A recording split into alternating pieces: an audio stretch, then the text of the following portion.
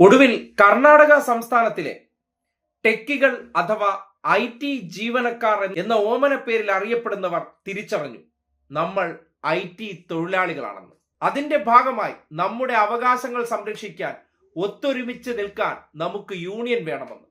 അങ്ങനെ ഔദ്യോഗികമായിട്ടുള്ള യൂണിയന് അവർ തുടക്കം കുറിച്ചിരിക്കുകയാണ്. KITU, Karnataka state ITS employees union. ആ യൂണിയന്റെ ഔദ്യോഗികമായി തുടക്കം കുറിച്ചിരിക്കുകയാണ്. അതിന്റെ ഒരു ദൃശ്യം പുറത്തു വന്നിട്ടുണ്ട്. കേരളത്തിലെ IT എംപ്ലോയീസിന് ഇപ്പോഴും നേരം വെളുത്തിട്ടില്ല, കുറച്ചുകൂടി അങ്ങോട്ട് പോട്ടെ, നമുക്കെന്തിന് യൂണിയൻ, നമുക്കെന്ത് രാഷ്ട്രീയക്കാർ എന്നൊക്കെ വിചാരിക്കുന്നിടത്ത് രാജ്യത്തെ തന്നെ ഏറ്റവും വലിയ IT ഹബ്ബായിട്ടുള്ള കർണാടകയിലെ ബാംഗ്ലൂർ ഉൾപ്പെടെയുള്ള പ്രദേശത്തെ IT ജീവനക്കാർ അഥവാ IT തൊഴിലാളികൾ അവർ യൂണിയന്റെ ഭാഗമായിരിക്കുകയാണ്. അവർ ഒരു ചെങ്കൊടി തണലിലേക്ക് ഒരുമിച്ച് നിൽക്കാനായിട്ട് തയ്യാറെടുത്തിരിക്കുകയാണ്. കാര്യം ജീവിതത്തിന്റെ പ്രശ്നമാണ്.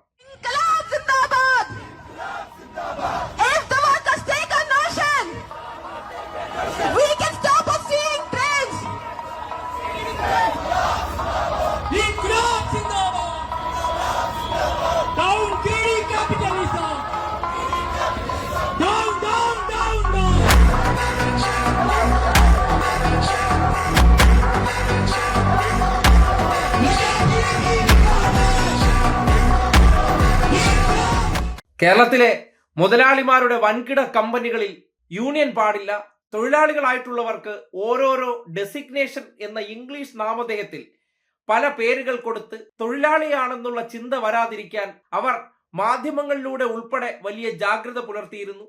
ആൾക്കാരുടെ മനസ്സിലേക്ക് തൊഴിലാളിയുടെ ജോലിയാണെങ്കിൽ പോലും അതല്ല, അതിന് കുറെ ഓമന പേരുകൾ നൽകി ഇവരെ പ്രലോഭിപ്പിച്ചിരുന്നു. ഏറ്റവും ഒടുവിൽ തൊഴിൽ ചെയ്ത ദിവസം വരെ ഒരു ആനുകൂല്യങ്ങളുമില്ലാതെ, ഒരു അവകാശങ്ങളുമില്ലാതെ ഇറങ്ങിപ്പോകാൻ പറയുന്ന മനുഷ്യത്വരഹിതമായിട്ടുള്ള പ്രവർത്തനങ്ങൾ ചെയ്തപ്പോഴാണ് അങ്ങനെ ഇനി മുന്നോട്ട് പോയി കഴിഞ്ഞാൽ ജീവിതം തന്നെ വഴിമുട്ടുന്ന അവസ്ഥയിലേക്ക് എത്തുമെന്ന് ഇപ്പോൾ IT മേഖലയിൽ ജോലി എടുക്കുന്നവർ തിരിച്ചറിഞ്ഞത്. അവരവരുടെ ജോലി സംരക്ഷിക്കാൻ ഒത്തൊരുമിച്ച് നിൽക്കേണ്ടതുണ്ട്. ഒരു മാനദണ്ഡവും ഇല്ലാതെ, ഒരു ചട്ടവും നോക്കാതെ തൊഴിലാളികളെ കൂട്ടത്തോടെ പിരിച്ചുവിട്ട് അവരുടെ ആനുകൂല്യങ്ങൾ പോലും നൽകാൻ തയ്യാറാകാത്ത അവസ്ഥ പലയിടങ്ങളിലും ഉണ്ടായപ്പോൾ ഇപ്പോഴാണ് സംഘടിച്ചു നിൽക്കേണ്ടതിന്റെ ആവശ്യകതയെക്കുറിച്ച് അവർക്ക് തിരിച്ചറിവുണ്ടായത്. ഒറ്റയ്ക്കും തെറ്റയ്ക്കും പലരെയും ചെറിയ കാരണങ്ങൾ പറഞ്ഞ് സ്ഥാപനങ്ങളിൽ നിന്ന് മാറ്റിയപ്പോൾ അത് അവരുടെ പ്രശ്നമല്ലേ എന്ന് കരുതിയിരുന്നിടത്ത് വരും കാലങ്ങളിൽ നമ്മളിലേക്ക് എത്തുമെന്ന് ഒരിക്കലും അവർ കരുതിയിരുന്നില്ല.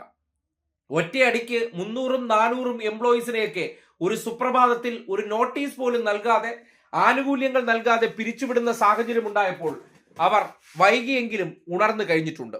അങ്ങനെ ഒരു സുപ്രഭാതത്തിൽ തൊഴിലവകാശങ്ങൾ നിഷേധിച്ചുകൊണ്ടുള്ള കൂട്ട പിരിച്ചുവിടൽ പാടില്ല എന്ന തരത്തിൽ ഒരു കൊടിക്കീഴിലേക്ക് അണിനിരന്ന് അവകാശങ്ങൾക്ക് വേണ്ടി ഉറക്കെ മുദ്രാവാക്യം വിളിക്കാൻ തുടങ്ങിയത് അവരുടെ ജോലിയുടെ അസ്ഥിരതയും അവർക്ക് ജോലി നൽകിയിരുന്ന വ്യക്തികൾക്ക് ഇവരോടൊരു പ്രതിബദ്ധതയും ഇല്ല എന്ന് തിരിച്ചറിഞ്ഞപ്പോഴാണ്.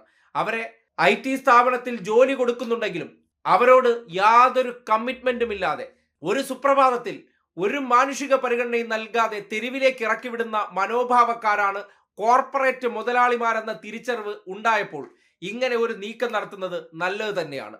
അങ്ങനെ പുറത്ത് ശക്തമായിട്ടുള്ള ഒരു തൊഴിലാളി സംഘടന ഉണ്ടെന്നറിഞ്ഞാൽ ഒറ്റയടിക്ക് സ്ഥാപനത്തിൽ നിന്ന് ഇങ്ങനെയൊക്കെ ഇറക്കി വിട്ടു കഴിഞ്ഞാലും സർക്കാർ സംവിധാനങ്ങളുമായി അടുത്ത ബന്ധമുള്ളത് കൊണ്ട് മറ്റ് പ്രശ്നങ്ങൾ വരില്ല എന്ന തോന്നൽ ഉണ്ടാകുന്നിടത്ത് അംഗീകൃത സംഘടനകൾ അതിനെതിരെ പ്രതികരിക്കുമ്പോൾ സ്വാഭാവികമായിട്ടും ജീവനക്കാരുടെ ജീവിതം വഴിയാധാരമാക്കി അങ്ങനെ അങ്ങ് മുന്നോട്ട് പോകാമെന്നുള്ള വിചാരവും വേണ്ട.